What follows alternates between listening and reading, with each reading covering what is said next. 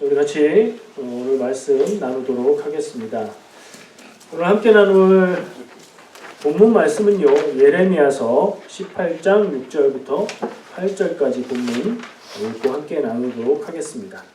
예레미야 18장 6절에서 8절 말씀입니다. 우리 한 목소리로 같이 봉독하겠습니다. 여호와의 말씀이니라. 이스라엘 족속아, 이 토기장이가 하는 것 같이 내가 능히 너희에게 행하지 못하겠느냐? 이스라엘 족속아, 진흙이 토기장의 손에 있음 같이 너희가 내 손에 있느니라. 내가 어느 민족이나 국가를 뽑거나 부수거나 멸하려 할 때에 만일 내가 말한 그 민족이 그의 악에서 돌이키면 내가 그에게 내리기로 생각하였던 재앙에 대하여 뜻을 돌이키겠고. 아멘. 방금 같이 읽은 말씀은 예레미야서의 말씀이고요. 예레미야는 사람 이름이죠. 어떤 사람이죠? 예레미야가? 성경에서 뭐 한 사람이에요? 제사장, 선지자, 예언자 막 나오는데 선지자 혹은 예언자라고 생각하면 됩니다. 예레미야는 특별히 유다가 멸망할 때쯤 활동했던 예언자였습니다. 이스라엘 역사 그리고 성경에 보면 두 번 멸망합니다. 나라가 먼저 나눠졌잖아요. 전체 이스라엘이 두 나라로 나눠지고 북쪽 이스라엘이 아시리아에 먼저 멸망해요. 그리고 나서 시간이 더 지나서 남쪽에 있던 유다가, 예루살렘을 중심으로 하고 있는 유다가 나중에 멸망을 합니다. 그 유다가 멸망할 때쯤 활동했던 예언자, 선지자예요. 제가 예전에 나눴던 말씀들 가운데 우리 유다가 망하는 것이 하나님의 뜻이다. 우리는 항복해야 된다. 이것이 하나님의 뜻이다. 이렇게 전했다고 하는 얘기 기억나시죠? 그런 얘기를 했던 사람이 예레미야예요. 그러면 한번 상상해 볼까요? 우리나라가 지금 외세의 침략을 당해서 망할 위기에 처해 있는데 그때 마침 나타나서 우리나라가 망하는 게 하나님의 뜻이다. 우리는 항복해야 된다. 이렇게 얘기하면 사람들이 좋아할까요? 싫어했어요. 진짜 망할 것 같은데 망하는 게 하나님의 뜻이라니. 그리고 막 핍박하고 탄압하고 때리고 감옥에 가두고 그랬어요. 예레미야는 그랬던 선지자. 그러나 또 조국의 죄로 인한 멸망 앞에서 눈물로 그 땅을 위해서 백성들을 위해서 기도했던 눈물의 선지자라고 별명이 붙은 사람이에요. 그 말씀 가운데 오늘 처음 시작하는 말씀을 보니까 여호와의 말씀입니다. 근데 사실은 이런 표시가 뭐라고 했죠? 누가 말한다고 했죠? 실제로 말하는 사람은 예언자예요. 예레미야가 하는 말인데 지금부터 내가 하는 말은 하나님이 나에게 주신 말씀이다 라고 하면서 이것은 여호와의 말씀이다 라고 하는 얘기예요. 그 얘기를 우리가 봤는데 내용이 뭐였죠? 토기장이 얘기가 나와요.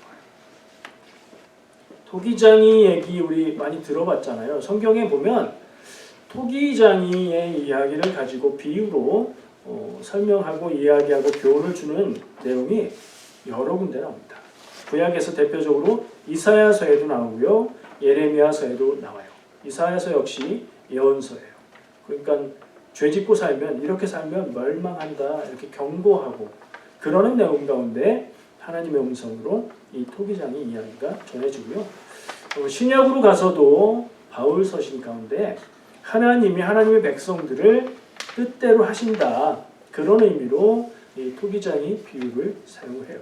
그러니까 이 토기장이 비유 이야기, 토기장이가 그릇을 만드는데 그의 뜻대로 할 권리가 있다 하는 얘기는 우리에게 중요한 얘기라고 생각해야 되겠죠? 성경에 이렇게 중요한 위치 때마다 여러 번 나오니까요. 오늘 말씀 잘 우리가 듣고 마음에 새기고 교훈을 간직하면 좋을 것 같습니다. 여러분, 토기와 자기가 어떻게 다른지 아세요? 성경에는 토기장이라고 얘기를 하고요. 그리고 또 같은 얘기인데 다른 표현으로 번역되어 있는 게 질그릇이라는 얘기가 나와요. 질그릇이라고 하면 한국 사람들도 익숙한 말로 번역을 한 거죠. 질그릇은 어떤 그릇이에요? 말로 하자면 좀 그렇긴 하지만 이 비싼 고급 도자기예요? 아니면 그냥 그릇이에요? 그냥 그릇이에요. 음식도 담고 물도 담고 뭐 그러는 그걸 얘기하는 거예요. 그럼 토기가 제가 좀 전에 질그릇과 토기가 같다 말씀드렸어요. 자기는 우리가 알고 있는 자기는 뭐가 있죠? 고려 청자, 조선시대에 가면 백자 이런 게 자자 들어가잖아요. 이게 자기예요. 토기와 자기 혹은 도자기는 공통점은 만드는 방법이 같아요. 흙으로 모양을 만들고 그걸 뜨거운 불에 구워내면 이게 단단해지는 거죠. 그래서 사람들이 일상생활에 쓰는 그릇으로 사용을 하는 거예요. 그러면 토기와 자기의 차이는 뭘까? 가격이 좀 달라요. 자기는 고급이고요. 장식용이고요. 근데 토기는 일상에서 쓰는 그릇들을 만드는 거예요.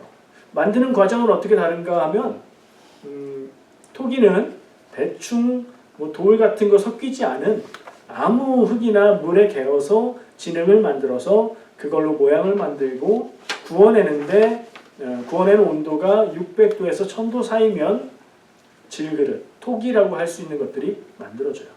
자기는 뭐가 다르냐면 재료가 달라요. 자기를 만들 수 있는 흙은 따로 있어요. 고령토라고 하는 그런 특별한 고급 재료를 가지고 자기를 모양을 만들고요. 굽는 온도도 달라요. 1300도 이상, 아까 600도에서 1000도, 조금 더 낮은 온도였죠. 토기는. 자기는 더 높은 온도에서 구워내는 거예요. 그러니까 토기와 자기는 이렇게 좀 차이가 있는데 성경을 읽어보니까 도자기 얘기는 안 나오죠.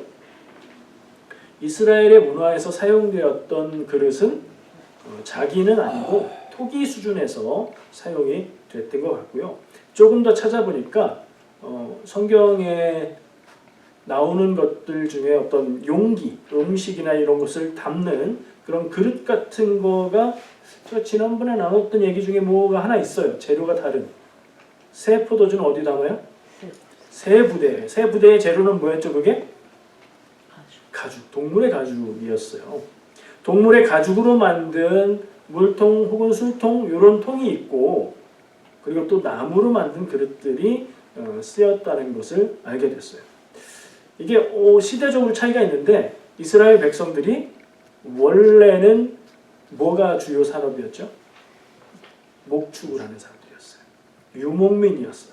가축을 키우는 사람들이었어요. 그래서 이집트에 들어갈 때도 이집트 사람들은 가축 키우는 거 안 좋아하니까 땅을 달라고 하면 따로 떨어진 독립된 땅을 줄 것이다 해서 따로 땅을 얻어서 살게 되잖아요.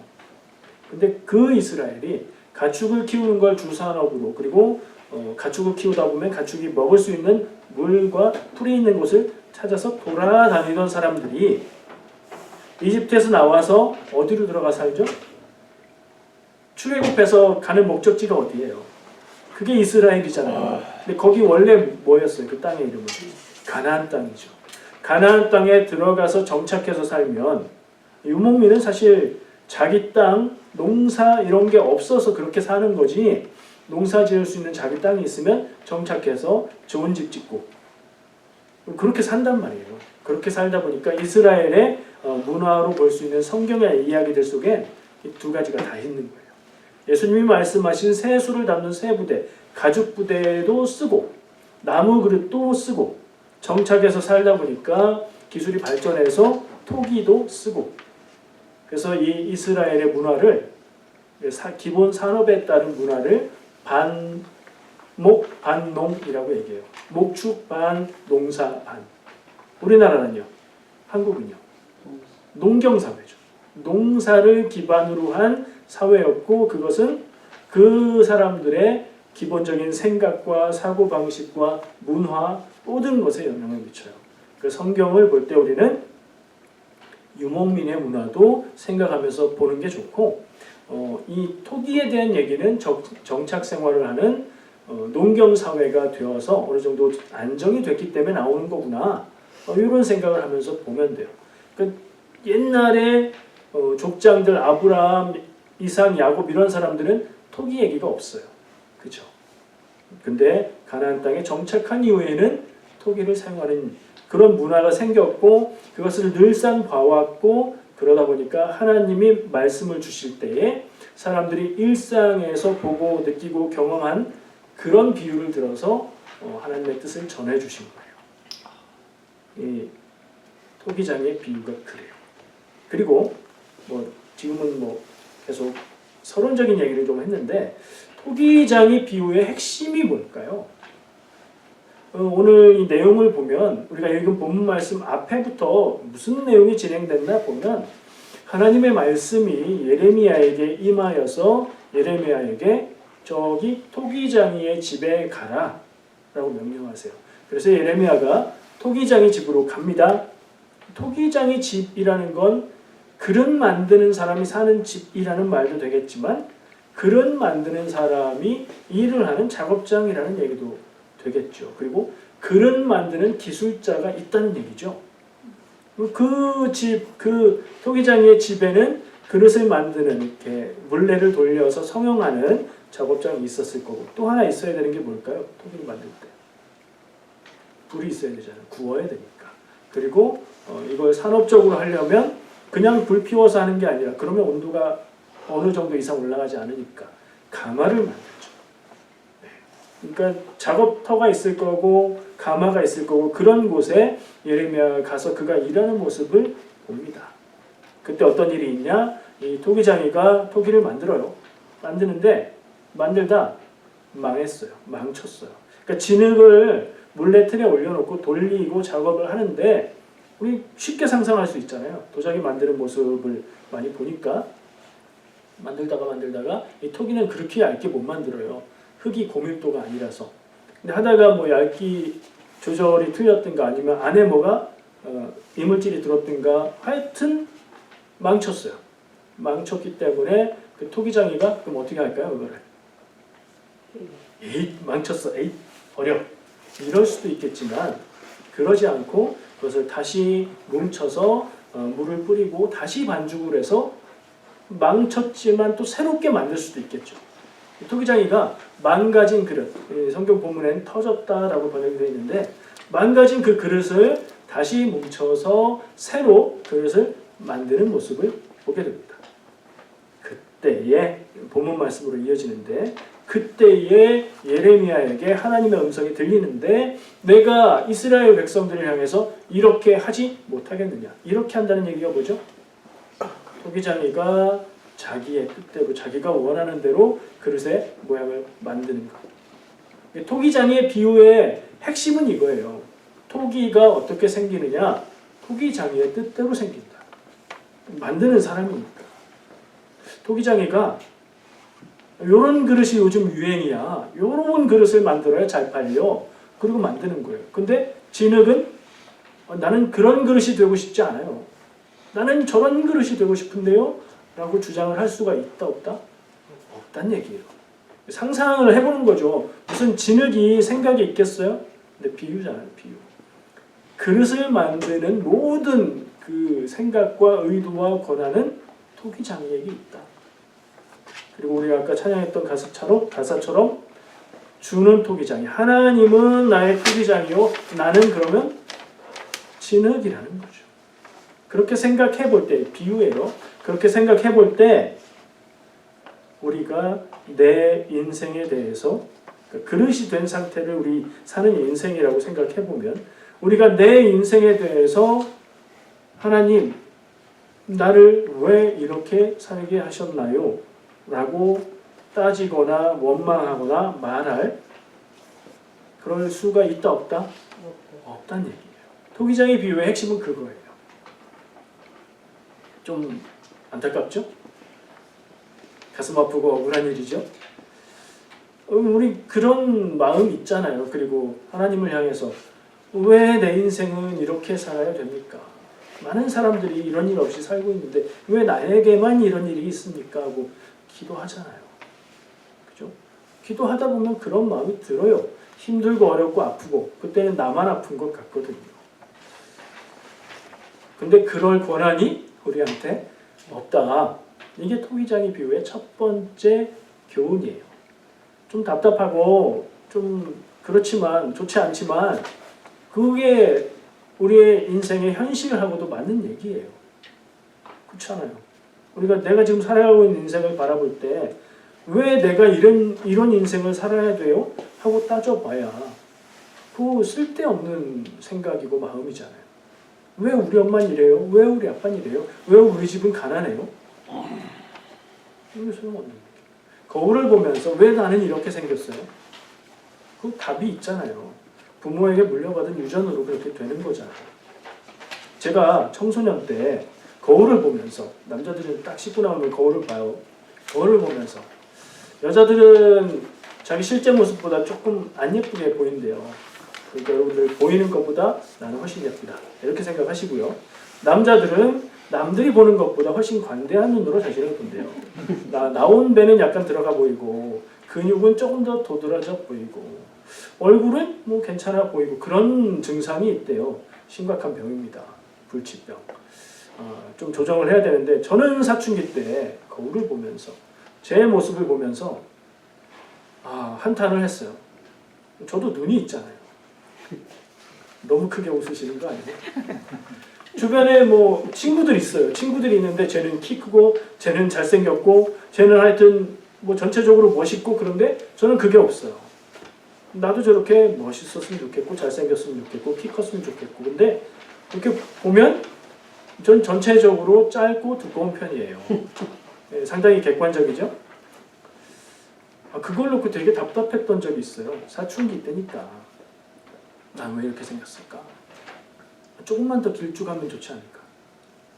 얼굴도 뭐 굉장히 불쾌한 얼굴은 아니지만 좀 더 멋있을 수 있지 않을까? 그게 소용이 있다 없다? 없어요. 근데 요즘엔 조금 있긴 해요. 돈 들이면 달라질 수는 있긴 한데 그건 뭐 그래도 한계가 있다고 봅니다. 제 그 고민의 끝에 결론이 뭐였을까요? 그 고민의 방향으로 계속 갔으면 굉장히 삐뚤어진 삶을 살았을 거예요. 그 고민의 끝은 가만히 생각해 보니까 이건 내가 바꿀 수 없는 거잖아 였어요. 저의 생긴 모습, 물려받은 유전, 제가 가진 재능들, 능력들, 집이 부자거나 가난하거나 뭐 이런 조건들 이건 바꿀 수 없는 거네.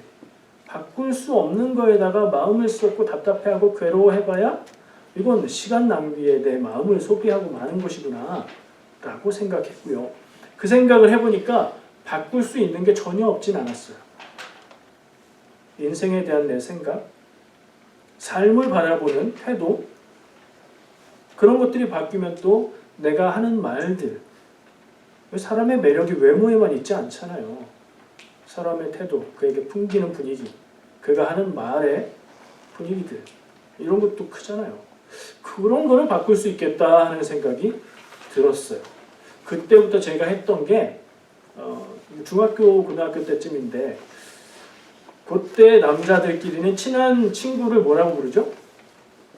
비읍, 시읍, 이런 속어, 뭐 안 좋은 거를 막 부르면서 서로 좋아하고 깔깔거리고 그게 친하다는 표시예요. 농담을 해도 안 좋은 쪽으로 막 해요. 그거부터 바꿔야 되겠다는 생각을 했어요. 농담으로 이거 안 좋아요, 되게 안 좋아요 이런 말을 할 수 있는데 이거 굉장히 좋네요. 같은 농담인데 방향을 달리 하는 거죠. 칭찬하고 긍정적인 표현을 하는 쪽으로 농담의 방향을 바꿔봤어요. 말이 달라지니까 제 생각이 달라지는 것 같고 다른 사람들도 좀 다르게 느끼고 반응하는 것 같았어요. 그걸로 크게 변한 건 없지만 내가 바꿀 수 있다는 것을 확인했어요. 아까 뭐라고 했죠? 내가 인생을 생각하는 태도. 나에게 주어진 인생을 부정적으로만 바라볼 수도 있겠지만 그건 선택이에요. 부정적인 것만 가지고 태어난 사람은 없거든요. 그 안에서 긍정적이고 감사할 수 있는 것들을 발견하고 거기에 집중하는 그런 생각, 그리고 긍정적인 부분들을 말로 표현하는 말들, 그런 것들을 해보니까 기분이 좋더라고요. 모르겠습니다. 그게 제 인생을 어떻게 바꿨는지 모르겠고 근데 아까처럼 계속 갔으면 다른 인생이었을 것 같다는 생각은 듭니다. 지금 얘기한 건 이 토기장이 비유의 첫 번째 교훈이에요. 내 인생을 왜 이렇게 만드셨습니까? 라고 불평할 권한이 없다. 그 주권은 하나님에게 있다. 달리 말하면 내 인생, 내 삶의 조건들은 하나님이 나에게 주신 것, 어찌 보면 숙제 같은 것, 내 삶의 기본 조건이구나. 이걸 가지고 내가 이걸 물러내라고 할 수 있는 것도 아니고 바꿔달라고 할 수 있는 것도 아니고 이걸 억울해하는 인생은 시간 낭비일 뿐이다. 하나님 앞에 그런 생각을 생각하고 적용할 수 있습니다. 두 가지 교훈이 있다고 했죠. 근데 오늘 본문 말씀은 보면 두 번째 교훈에 대해서 얘기를 해주고 있어요. 본문을 한번 볼까요? 주보를 한번 보시면 이게 지금 6절, 7절, 8절인데 7절, 8절 말씀에 다른 얘기를 하시거든요. 내가 어느 민족이나 국가를 뽑거나 부수거나 멸하려 할 때, 하나님이 어떤 나라를 망하게 하려 할 때, 하나님이 역사의 주권자이시다. 역사를 움직이시는 분이 하나님이다. 이런 생각을 가지고 그럴 때 만일 내가 말한 그 민족이 망하게 하려고 했던 그 민족이 악에서 돌이키면 이거 다른 말로 뭐라고 할 수 있을까요? 두 글자. 회자로 시작하는 거. 회개. 죄로 인해서 내가 이 민족, 이 나라를 망하게 하겠다. 하나님이 결단하셨는데 그들이 돌이켜 회개하면 어떻게 하신다고요? 내가 그에게 내리기로 생각했던 재앙에 대하여 뜻을 돌이키겠고. 제가 중간에서 끊었어요. 반대되는 얘기가 한 번 더 반복돼서 나와요. 성경에서 반복되는 건 강조죠. 그러니까 우린 이거를 곱하기 2해서 크게 생각하면 돼요. 하나님이 어떤 민족, 이 민족을 개인으로 바꿀 수도 있어요. 공동체로 바꿀 수도 있어요. 어떤 사람, 어떤 공동체, 어떤 교회, 어떤 나라, 어떤 민족이 죄가 가득해서 심판하고 멸망하기로 결정하셨어요. 근데 그때 멸망이 이르기 전에 그들이 돌이켜 회개했어요. 다르게 살기로 했어요. 니느웨 생각나시죠? 요나를 통해서 멸망한다 심판을 전했더니 그 사람들이 회개했어요. 그랬더니 하나님이 그 멸망과 심판을 거두셨죠. 그렇게 하신다는 얘기예요. 토기장의 비유의 첫 번째 교훈은 다 하나님 뜻이다. 우리가 그것을 좌우할 수 없다. 원망하는 것도 그건 죄다. 그런데 그게 끝이 아니고 할 수 있는 게 있다는 얘기를 전해주고 있어요. 뭘 할 수 있을까요? 회개할 수 있다. 돌이킬 수 있다. 제가 얘기했던 아까 저의 경우에서 예를 든 건데 다르게 내 태도를 바꿀 수 있다는 거죠. 그걸 통해서 달라질 수 있다는 거예요. 예레미야가 지금 전하고 있는 토기장의 비유의 교훈을 다 하나님 뜻이야. 하나님 뜻대로 하는 거야. 원망할 수 없고 바꿀 수 없어까지만 적용하면 달라지는 건 없어요. 근데 달라질 부분이 있다는 거 우리가 발견해야 됩니다. 유다가 그랬고요. 이 말씀을 읽고 있는 우리가 그렇게 달라질 수 있다는 거예요. 회개를 통해서 전에도 회개라는 말만 나오면 제가 반복적으로 하는 얘기가 있죠. 회개는 꼭 죄를 지어서 그 죄를 회개하는 게 다가 아니고 삶의 방향을 돌이켜서 하나님께로 하나님이 아닌 다른 것을 향해서 몰두하고 그 다른 것만 바라보고 살던 인생을 돌이켜서 하나님께로 방향을 바꾸는 게 회개라고 했죠. 그건 우리가 할 수 있다는 거예요. 다행인 거죠. 감사한 거죠. 제가 오늘 말씀의 제목을 진흙의 자유라고 썼어요. 자유는 원하는 거 다 마음대로 하는 것이라고 오해를 하는데 자유가 있어도 다 하면 안 돼요. 그렇죠? 내가 자유가 있다. 남의 거 빼앗고 내가 좋은 거 다 갖고 그러면 안 되잖아요. 세상에 질서라는 게 있어요. 법이 있고 상식이 있어요. 그 선 안에서 자유지요. 오늘 토기장의 얘기를 생각해 보면 하나님이 나에게 너는 이런 인생이야 라고 주신 그 인생의 틀이 있어요. 그건 내 마음대로 내 뜻대로 안 돼요. 근데 내가 바꿀 수 있는 건 내 마음대로 내 뜻대로 할 수 있는 부분이 없는 건 아닌 거예요. 안 되는 걸 붙잡고 있으면 망하는 거죠. 근데 되는 걸 붙잡고 거기에 마음과 시간과 힘을 쏟으면 그건 되는 거잖아요. 망할 나라가 회복되는 것 거기. 뭔가 잘못된 공동체가 잘 되는 방향으로 나가는 길도 거기에 있고요. 힘들고 어렵고 고난당하는 것으로 끝날 수 있는 인생의 길도 이 지점에서 마이너스가 플러스로 변화되는 그런 변화가 가능하다는 것을 우리는 깨달을 수 있어요. 이 토기장이 이야기를 통해서요. 그럼 우리가 할 건 뭐예요? 내가 바꿀 수 없는 것은 하나님의 뜻으로 여기고 그건 받아들이는 거. 그게 겸손이라고 말할 수 있겠죠. 그리고 내가 바꿀 수 있는 부분을 나에게 허락되어 있고 내가 해야 하는 부분을 찾고 발견하고 지혜롭게 삶을 바꿔나가는 것. 우리가 똑같은 조건을 타고났다고 해서 다 똑같이 살지는 않잖아요. 부정적인 삶의 조건에서도 위대한 인생을 사는 사람들이 분명히 있잖아요. 그리고 남들이 보기에 위대하다고 평가하지 않아도 제한적인 삶의 조건 안에서 나의 삶의 방향을 바꾸고 내게 주어진 안에서 최선을 다해서 하나님을 바라보며 살아가는 삶은 좀 다 위대한 삶이라고 생각을 합니다. 여러분이 그런 위대한 삶을 살고 있는 줄 믿습니다.